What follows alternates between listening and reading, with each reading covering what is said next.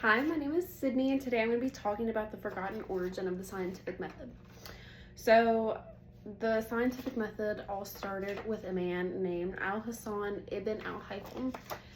He was from the Islamic Empire about 1,000 years ago, I think the video said. He promised a king that he could dam the Nile River to stop it from flooding Egypt, and when he went to the Nile, he realized that it was too long and he wasn't going to be able to do it. But the problem was that the king that he promised he could build the dam, that king was often very hot-headed and would kill people that he didn't like. So Ibn al-Haytham faked insanity pretty much to avoid being killed or beheaded. And when he was faking his insanity, he locked himself in a dark room.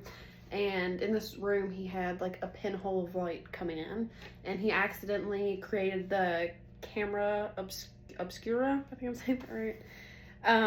And through this accidental discovery, he found out all kinds of stuff about light.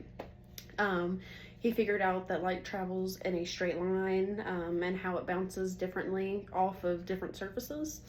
And he also figured out how light enters the eye to create an image. After all of these findings, he published a book that became really foundational for the physics of light, and eventually this book was published in Europe, and his ideas were spread throughout the world. But through his accidental discovery of light, or the way light works and travels, he pioneered the first version of the scientific method. And pretty much since the dawn of humanity, people have been using observations of the world around them to predict things about the future.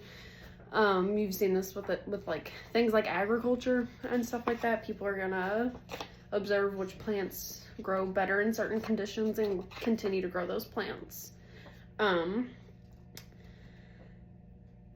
The problem with these observations was that people weren't asking why these things were occurring. They were just making observations to better account for things in the future. The ancient Greeks were actually some of the first groups of people to begin asking why things were happening. Some Greeks began doing experiments, although this fizzled out later and didn't really catch a whole lot of what's the word? Momentum. It didn't catch a lot of momentum because of the Orthodox Church, the Greek Orthodox Church. They didn't take too kindly to science and scientific discoveries.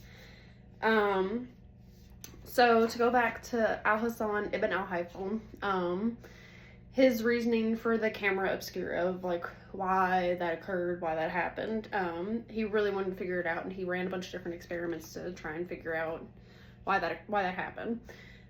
So he came to the educated guess or a hypothesis that light travels in a straight line, and that's why it happened.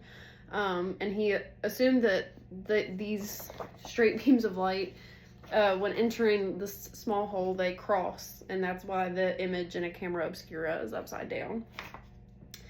And he created an experiment to test this hypothesis. He took like 3 lanterns and put them in different positions in this dark room and looked at where the light went. And he would take away a lantern and see where the light was no longer there on like a wall.